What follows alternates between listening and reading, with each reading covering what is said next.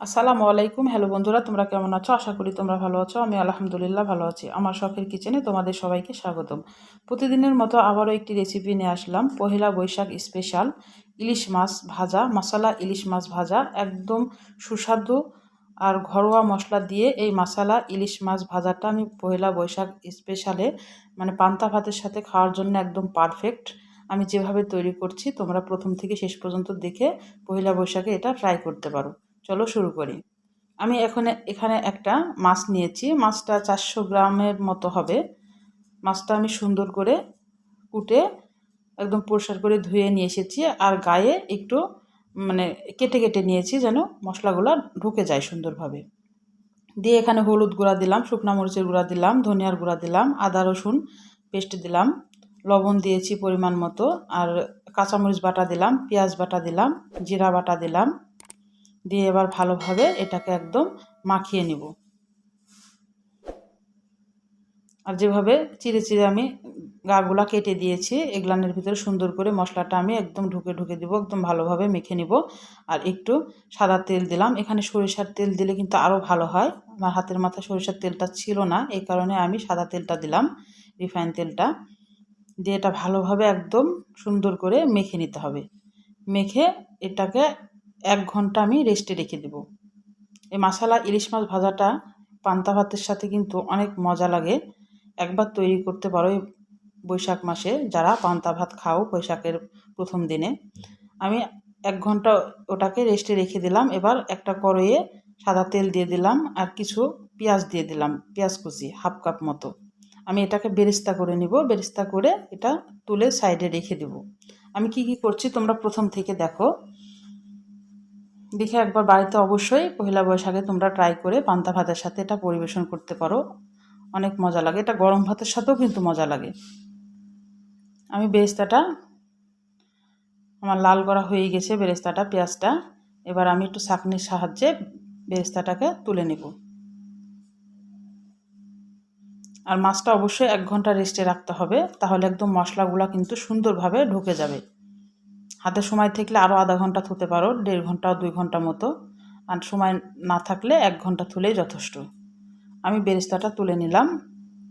এবার ওই তেলে আমি এবার সেই 1 ঘন্টা ম্যারিনেট করা মাছটাকে আমি এবার দিয়ে দিলাম। আর তলের কিন্তু মশলাগুলা সবগুলা দেবো না, গায়ে থেকে মশলাগুলা একটু ছাড়িয়ে নিব, নিয়ে শুধু মাছটা দেব। কারণ মশলাটা পুড়ে যায় তাড়াতাড়ি তেলের সাথে দিলে। এ কারণে মশলাটাকে একটু হাত দিয়ে মুছে মুছে মাছটা শুধু দিয়ে এখন একদম মিডিয়াম আঁচে মাছটাকে ভেজে নেব লাল করে। 1 ঘন্টা ম্যারিনেট করা, ভাজতে সময় লাগবে না। এটা এমনি মশলা ঢুকে গেছে ওর ভিতরে। একদম ঘরোয়া মশলা দিয়ে এই মশলা ইলিশ মাছ ভাজাটা একবার তৈরি করে খেয়ে দেখতে পারো বন্ধুরা, অনেক মজা। এক পিঠ আমার লাল হয়ে গেছে, দেখো ভাজাটা কত সুন্দর হচ্ছে। আমি আর এক পিঠ লাল করে নেব।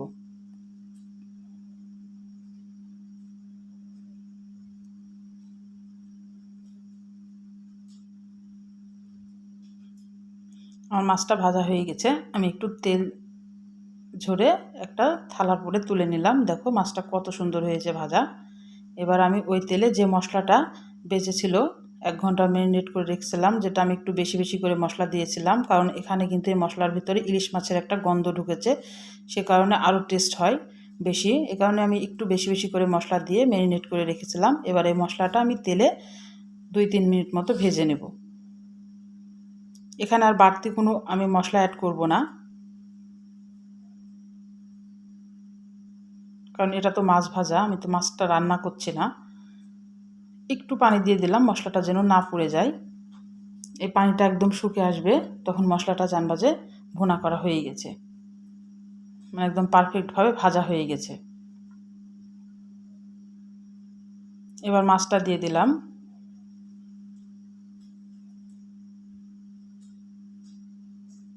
এবার মাছটা দিয়ে সুন্দর করে মশলার সাথে 1 মিনিট মতো একটু নাড়ব।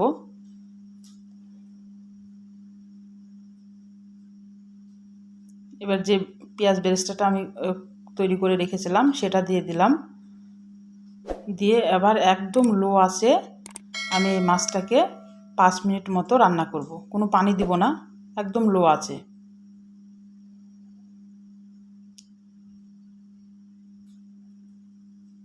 যে তেলটা দেখছো এই তেলটা দিয়ে কিন্তু পান্তা ভাতের সাথে একদম জমে যায়, গরম ভাতের সাথেও কিন্তু মজা লাগে, পান্তা ভাতের সাথেও কিন্তু খুব ভালো লাগবে। এই মশলা মশলা তেলটা থাকবে। আমি একদম লো আঁচে এটাকে 5 মিনিট মতো রান্না করব, যেহেতু এখানে কোনো পানি অ্যাড করছি না, একদম লো আঁচে দিতে হবে, নাহলে মশলাটা পুড়ে যাবে।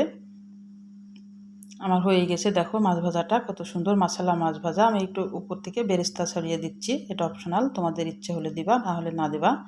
তাহলে আমার রান্নার যদি কোনো অংশই তোমাদের ভালো লাগে প্লিজ আমার চ্যানেলটাকে সাবস্ক্রাইব করে দিও, একটা লাইক দিয়ে রান্নাটা দেখা শুরু করো, ছোট্ট একটা কমেন্ট করে জানাও আমার রান্নাগুলো কেমন লাগে, বেশি বেশি করে শেয়ার করে দিও বন্ধুদের মাঝে। তাহলে আজকের মতো বিদায় নিচ্ছি, তোমরা সুস্থ থাকবা, ভালো থাকবা, আবার কোনো নতুন রেসিপির সাথে হাজির হবো। আল্লাহ হাফেজ।